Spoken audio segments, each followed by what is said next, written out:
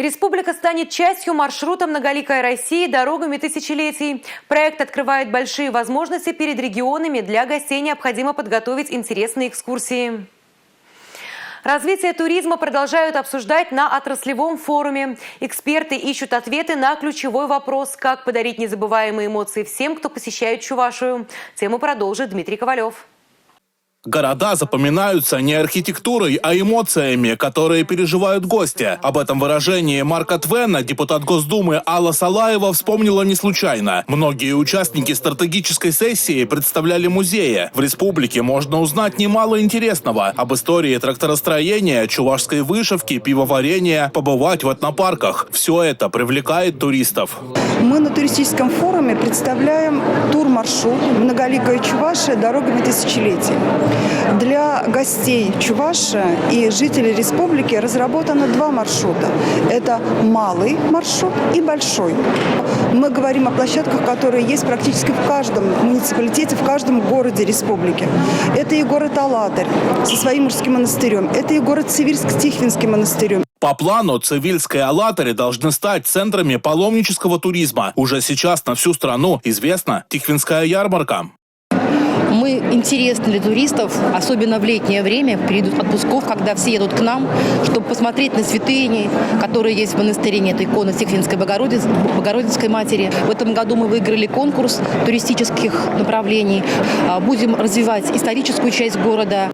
Но чтобы привлечь туристов, необходимы новые подходы. Заинтересовать гостей действительно непросто, но возможно. На первый план сейчас выходит клиентоориентированность, отмечают эксперты. Важна ориентация на актуальные тренды. Это экологические мотивы. И у нас очень много тематик, как в других этнографических музеях, отвечают на этот вопрос. Гастрономически ориентированные предложения. Исследование музейного закулисья. Это тоже чрезвычайно интересно посетителю. Музей курирует содержательную часть федерального маршрута «Многоликая Россия», который будет основан на знакомстве с центрами традиционных ремесел. Крупные федеральные и региональные музеи станут своеобразными музейными хабами. Федеральный проект будет запущен в следующем году. Одна из ключевых тем маршрута – «Многоликая Россия. Этническое наследие Чувашии». Туризм – это не только культура. Свои двери для экскурсионных групп сейчас открывают и предприятия. Познакомить с производственным процессом и показать продукцию здесь не самоцель. Главное – профориентация.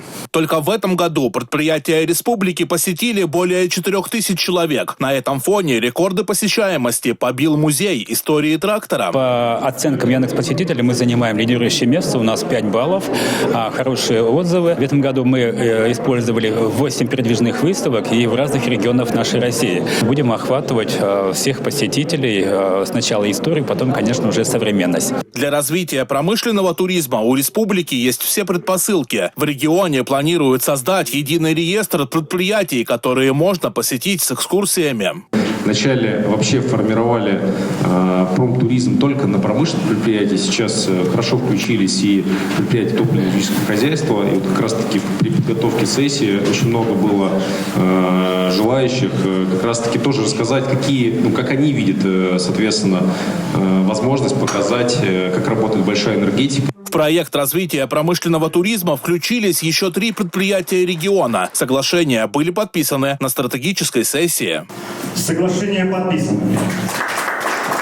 Дмитрий Ковалев, Сергей Емельянов и Бахтияр Велиев. Республика.